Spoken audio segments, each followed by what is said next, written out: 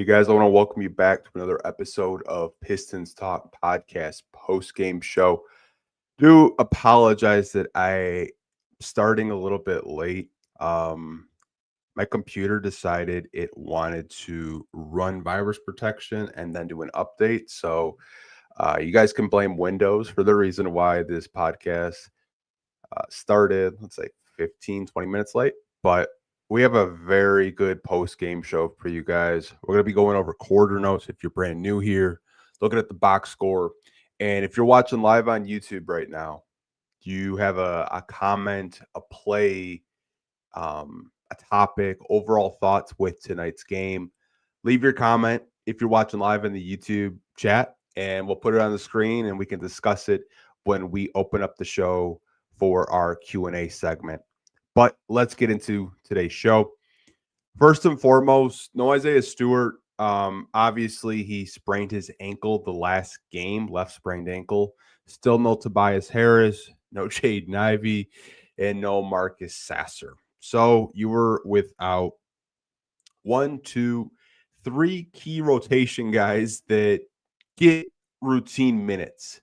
Ron Holland started in place of Isaiah Stewart. First time we've ever seen that lineup of a Cade Cunningham, Duncan Robinson, Sar Thompson, Ron Holland, Jalen Duren.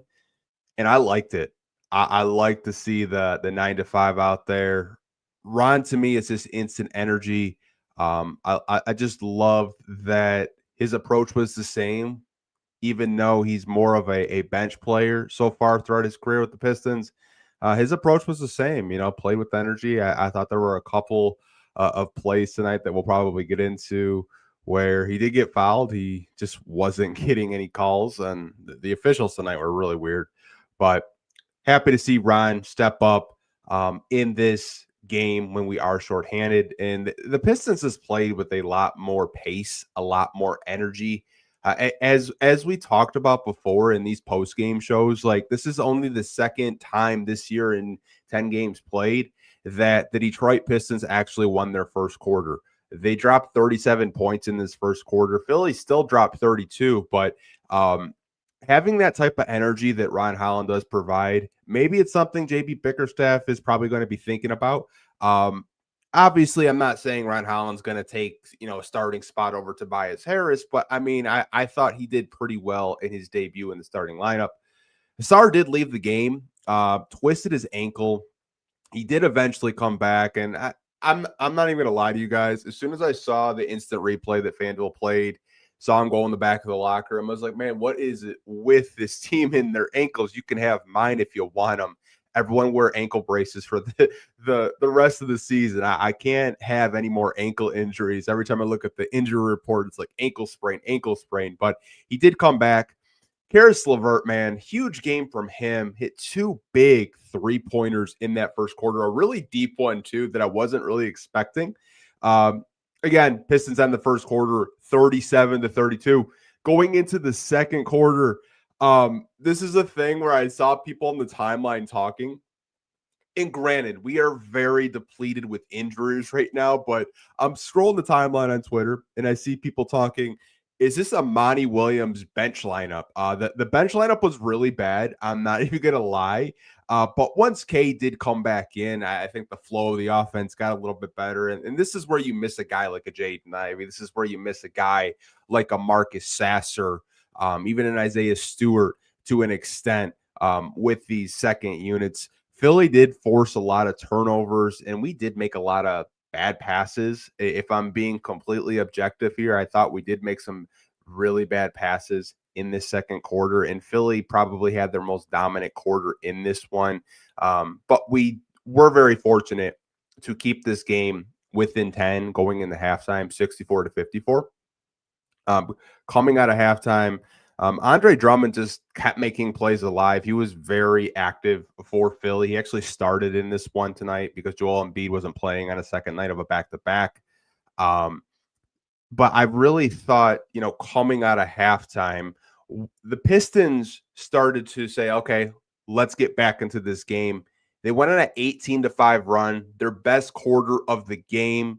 Even I thought it was a better quarter than the first quarter. I thought once they locked in, made some stops, Cade Cunningham heated up. That's kind of been the story with Cade Cunningham, is just his ability to come out of halftime, say, okay, time to score.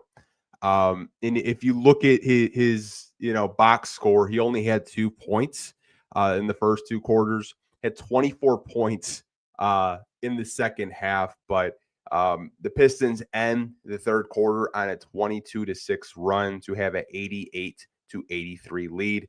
Going into the fourth quarter, the Pistons played much better defensively, I thought. Duncan Robinson did foul out. He had a great game. Like, you have to just tip your cap to Duncan Robinson. He finished with 17 points, and we need each and every one of those points because this was a very close game. If you guys did watch it tonight, there was one play where I was just like, man, you got to rebound the ball. But I'm not even going to like talk about it. There was a possession 5-minute mark where it was just like 3 straight offensive rebounds. But, Gay decided to take over, had a poster on Drummond, then had just a mid-range jump shot that he hit to close this one. Tyrese Maxey tried to force it into overtime, but he missed a shot. Pistons win 111-108. That is 6 straight wins. The Detroit Pistons are 8-2. Best start to a NBA season for them since the 2005 Detroit Pistons over 20 years ago.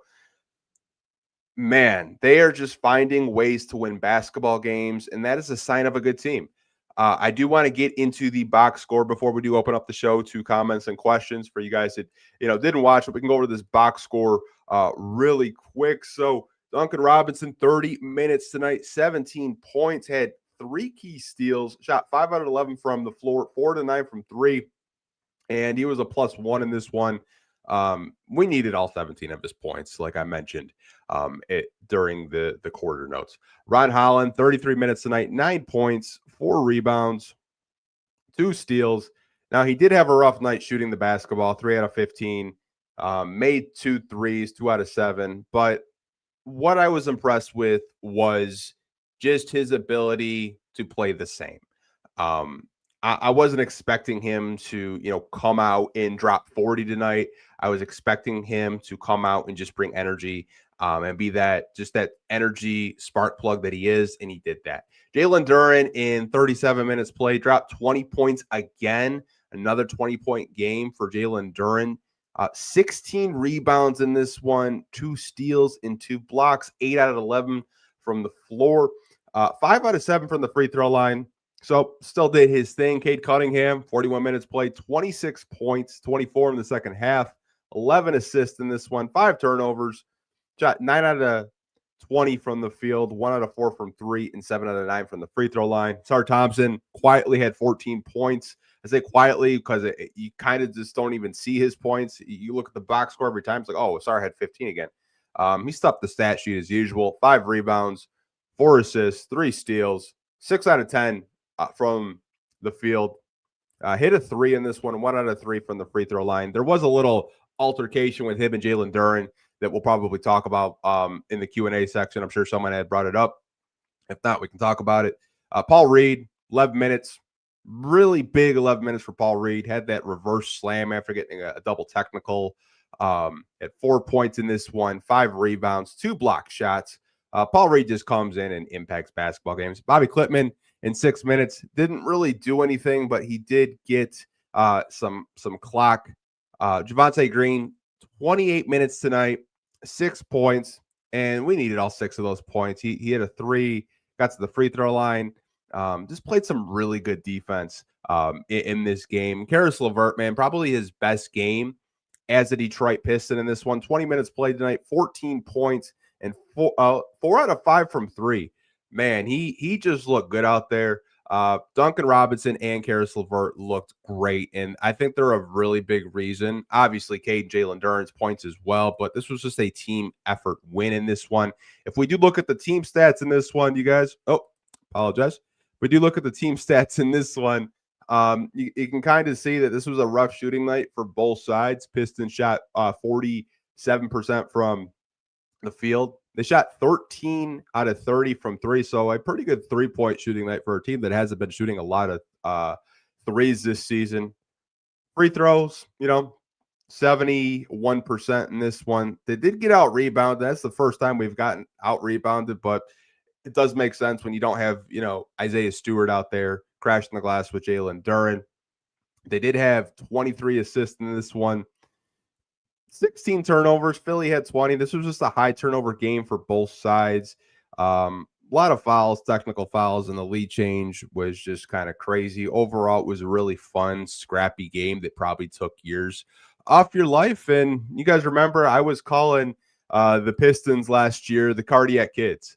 Like every time the games were going on last year, I would just have chest pains just because they'd be so damn close. And I'm like, holy shit, like this closed it out. Someone hit his shot. But man, let's get into comments and questions. I'm going to take a quick break to go through these, comments that you guys have, and then we'll start this Q&A show. We'll be right back, you guys.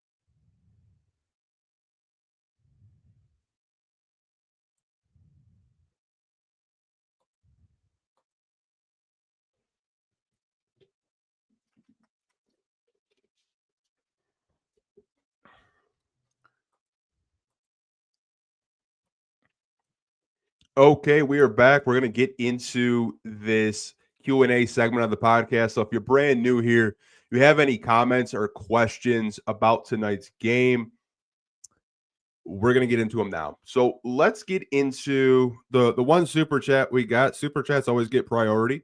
I always tell you guys, you don't have to donate, but if you want to, you're more than welcome to. The only thing I really ask for these podcasts is if you could just hit the like button, it helps me out a ton more than you know. It pushes out our content and it pushes more Pistons fans to, follow or subscribe to our YouTube channel. We just hit 30K, by the way. It completely slipped my mind. So shout out to you guys for getting us to 30K.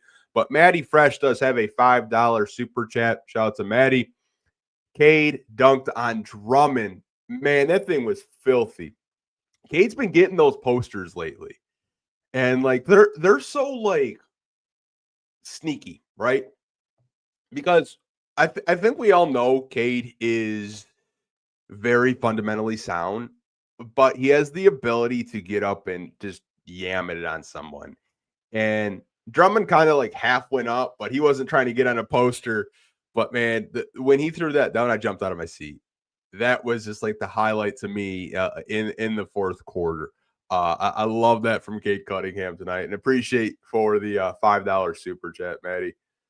But let's get into these comments and questions. Got one mature game from Duren, big win. Absolutely. I don't know if anyone saw, there was a play in the game tonight, and Jalen Duren is trying to contain Andre Drummond. We all know, we watched Andre Drummond here for years. Like, he is really hard to keep off the glass. He's really hard to contain, and Duren was doing his best to try to contain Andre Drummond. And Asar was kind of standing under the basket, and Duren's like telling Asar, like, "Yo, help me out." And I think that was a tipping point of the game. Like they went to the bench and they were jawing at each other. Like, and I've never seen that from Jalen Duren. I've never seen that type of leadership from Jalen Duren to say, hey, like, if I'm taking care of Drummond, make sure you grab the rebound, make sure you box out. And, he's holding Asar Thompson accountable tonight. And, that's something that we haven't seen out of Jalen Duren since we drafted him. He's maturing, before our eyes. Obviously, like the conversation with him that a lot of us had this summer was, should we extend him? I was team extend, but if the price was right. Obviously, he's playing like a player where the Pistons are probably going to have to pay him more than what was reported. He's looking to get paid, and like if you keep playing the way that you're playing, like Duren will probably get that payday that he is seeking. But I was really impressed with Jalen Duren tonight.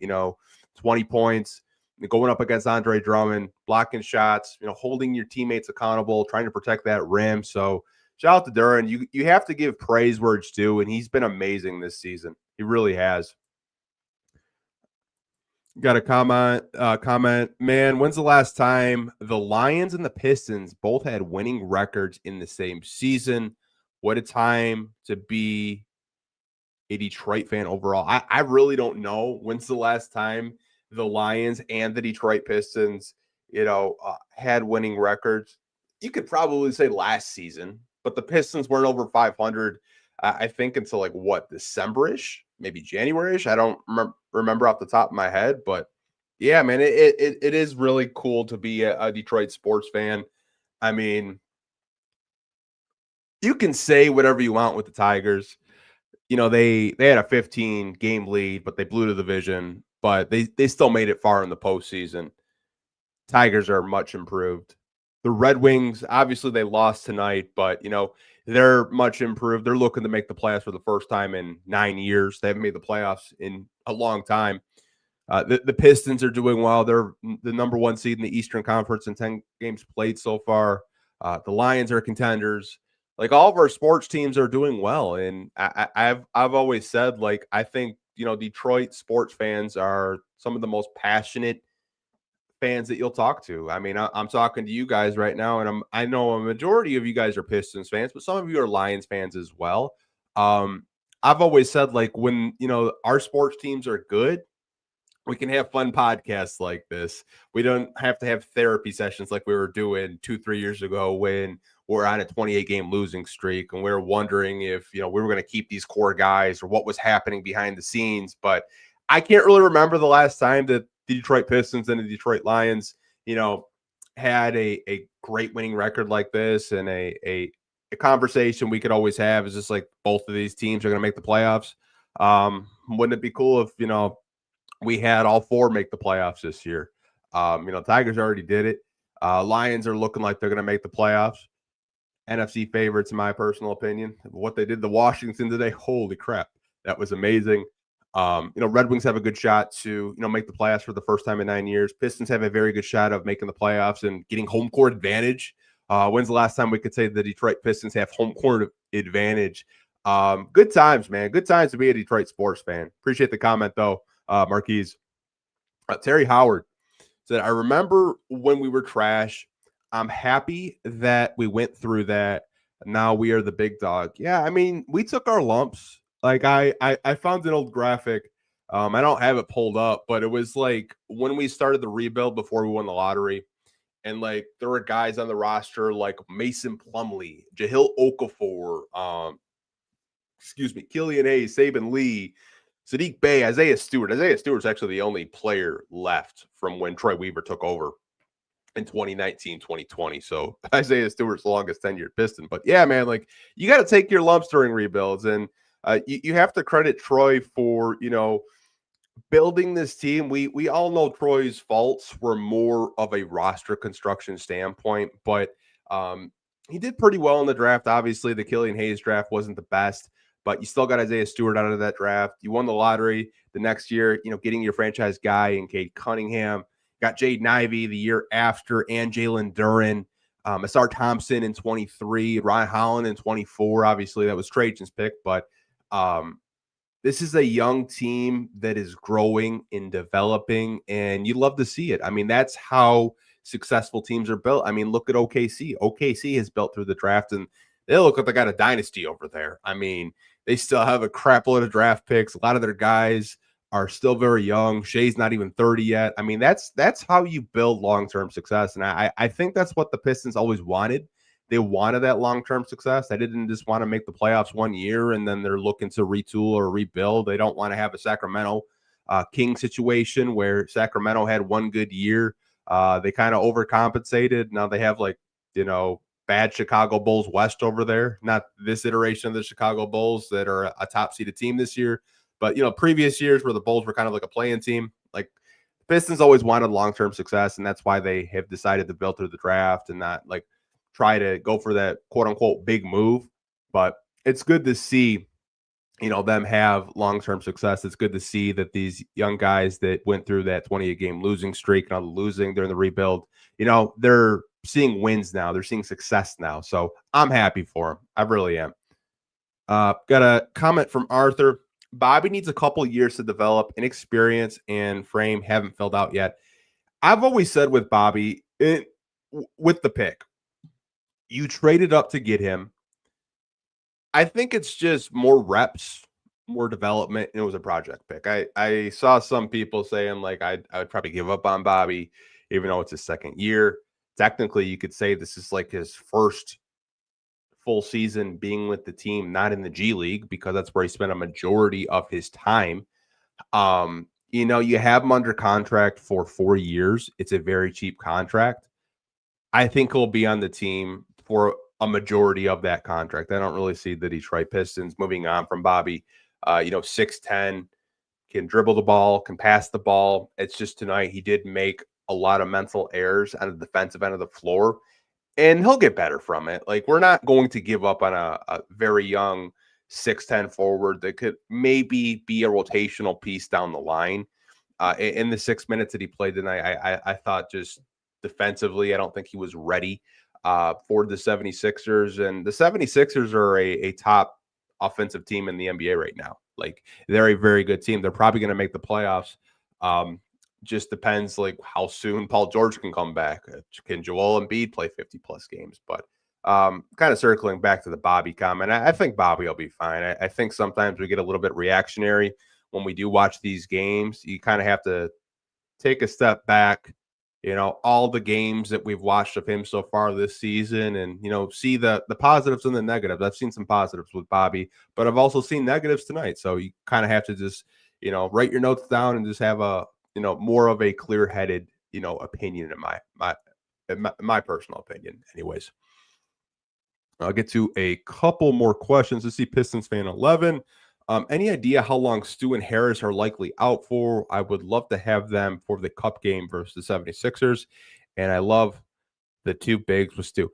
I have no idea. All I get is an email when the injury report does come out, you guys. I got one last night that Stu had a left ankle sprain.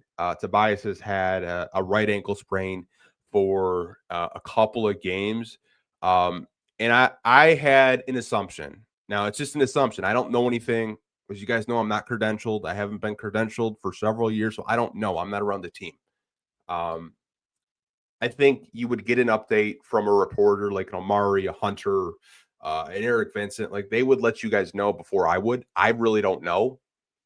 I would like to see Stu and Harris back for the cup game against the 76ers. I believe it's next Friday, I believe, is the cup gaming, if I do remember correctly, because we play the Wizards tomorrow, the Bulls Wednesday, and the 76ers Friday. So we got 3 games next week.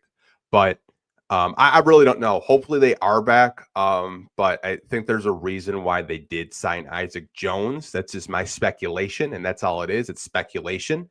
The reason why they did sign him and use a roster spot is that I believe that ankle injury may be a little bit more serious than, we know, but hopefully it's not something where it's a long-term injury.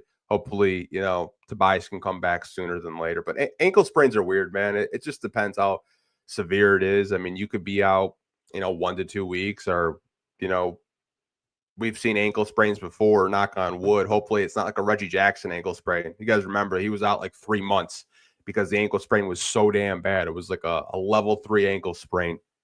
And, he really couldn't play basketball for a long time. We had a comment. Why is Philly mad at Tobias? This is actually a funny comment.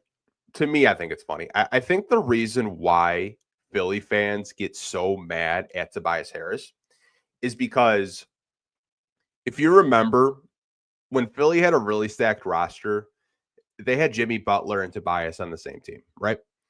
And Jimmy Butler, I believe he may have had a year or two left in his contract, and Tobias was a free agent, right? And they decided we're going to pay Tobias Harris over Jimmy Butler. And I think Sixers fans wanted Jimmy Butler, but they were okay if you wanted to bring Tobias back. Tobias got the bag in Philly. Like you could go look at like the contracts with Philly and Tobias. I think the main reason why they were so mad is because Tobias didn't live up to their expectations with the contract that was given, right? Like I think he was making like 30-40 million dollars in Philly. So they were pissed at that the front office gave him all that money. Shout out to Tobias's agent for getting him that money first and foremost.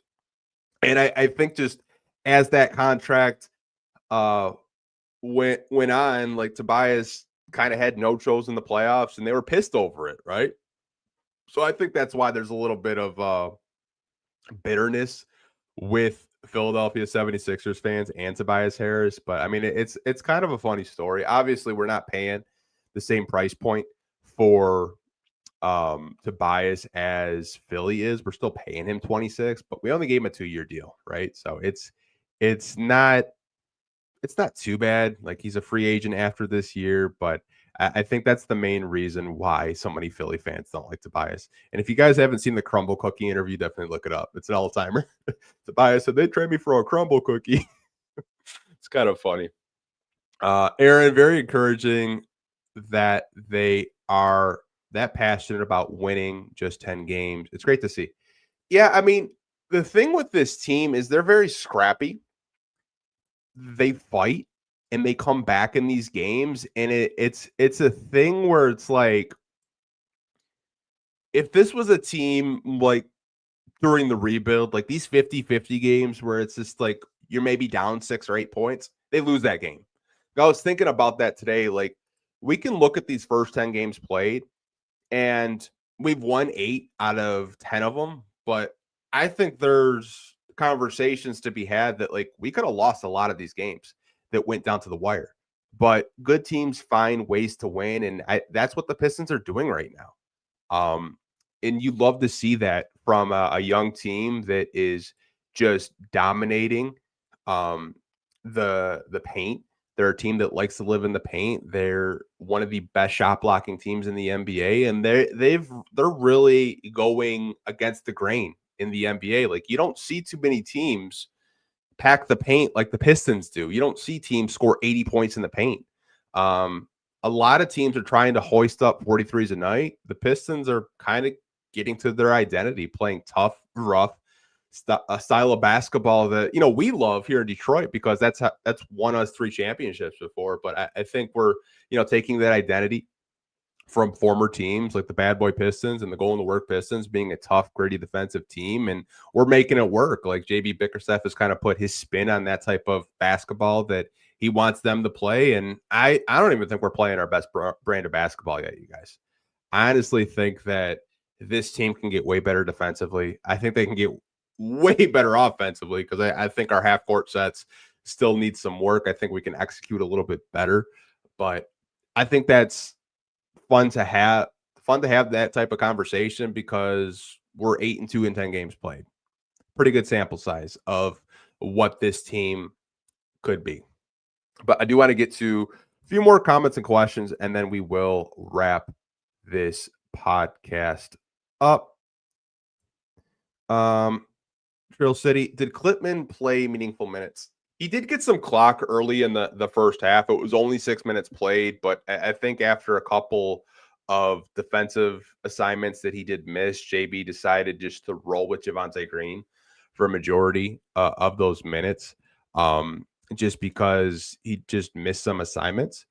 But honestly, it's just the thing where I'm sure he'll get better. He'll watch the film, he'll watch the tape, but it'll be interesting to see what kind of happens. Do one more question from Trail City. Who is the most expandable on the bench? Asking so we can get better. Expendable on the bench. Ooh, that's a good one. I'm not gonna include Marcus Sasser because we haven't seen him this year. I'm just not because I think it would be unfair to him. If we're looking who's the most expendable, hmm, that's a really good question. Man, that's I don't know. I mean, you can't even count Chaz Lanier because he doesn't play. He's a rookie, right? Um, and I don't know if they would trade him right away. They just draft him for his shooting, but we haven't really used him. I know you wanted to hear Sasser, but it's just like I feel like it's unfair to say Sasser, but I could understand why some fans might say Sasser. Um,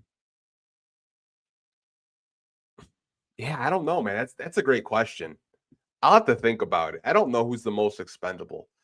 Um, I think my answer right now would probably be Chaz, just because we haven't really played him. But again, that's unfair to him, right?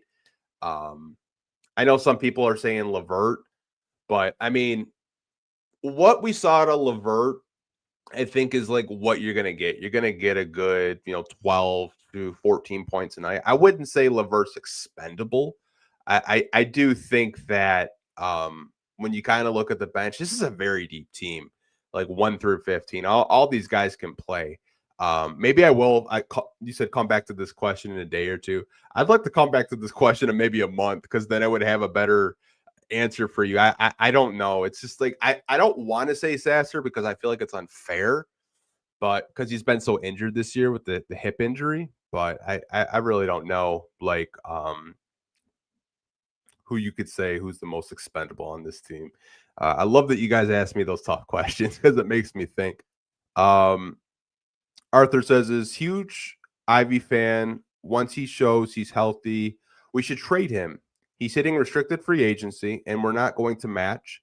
Uh, hold on, we're getting something for him at the trading deadline. I kind of disagree there. Um, I wouldn't say that the Pistons aren't going to match an offer for Jaden Ivey because we don't know that. We don't even know what Jaden Ivey is going to look like when he comes back from this knee arthroscopic surgery.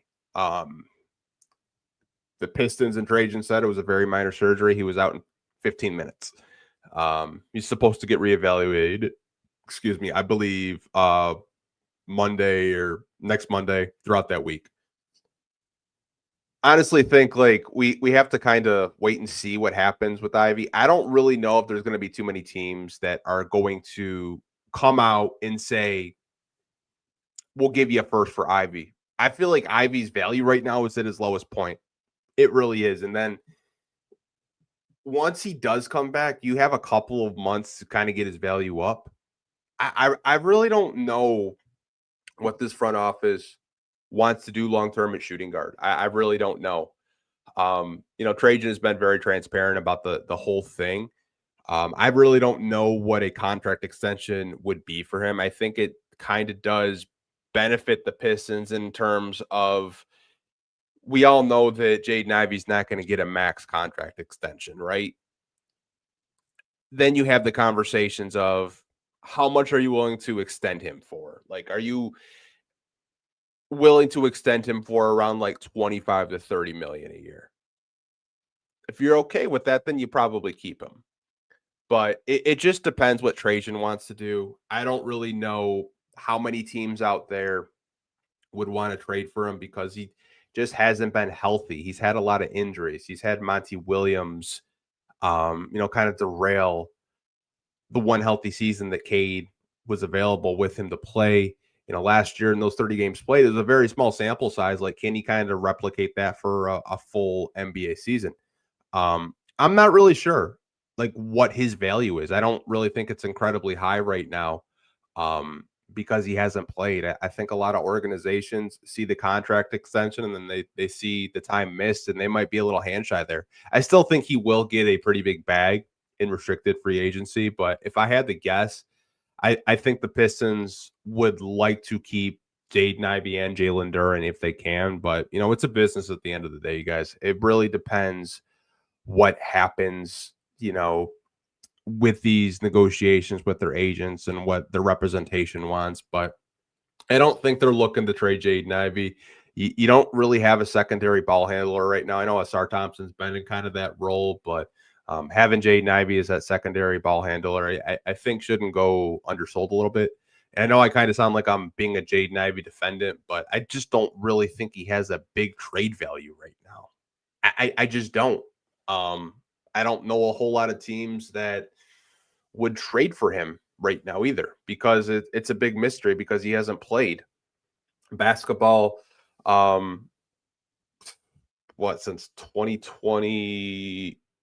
I think he got hurt like what, in January. It's been a while, but yeah, like Trail City, Ivy probably gets you a late first during the draft. Not right now though. Yeah, like if like that's the offer and I get a late first, I it would depend on the team and what kind of assets I could get, but like I think those are just conversations that we'll probably be having all season long, because I know a lot of people think on this trade Ivy, get what you can get for him, but I probably would hold off. I really would. He could come out aggressive like Duran. We really don't know, but I'm sure we'll be having these conversations all season long. But appreciate you guys, watching these post game podcasts. You guys had a lot of good questions tonight. They're getting more difficult, so I'm gonna have to stay on my toes with you guys. But I do want to appreciate you guys for helping us get to 30,000 subscribers. I can't overstate that enough. When I started this YouTube channel 6 years ago, I just did it because I like talking about basketball. The fact that you helped us get 30,000 YouTube subscribers means the world to me. Love each and every one of you guys that come in on these post game podcasts, drop questions, watch our long form podcasts that we have throughout the week. But we will see you guys again tomorrow for our post game show against the Washington Wizards. But hope you guys have a great rest of your weekend. And as always, go Pistons. Peace.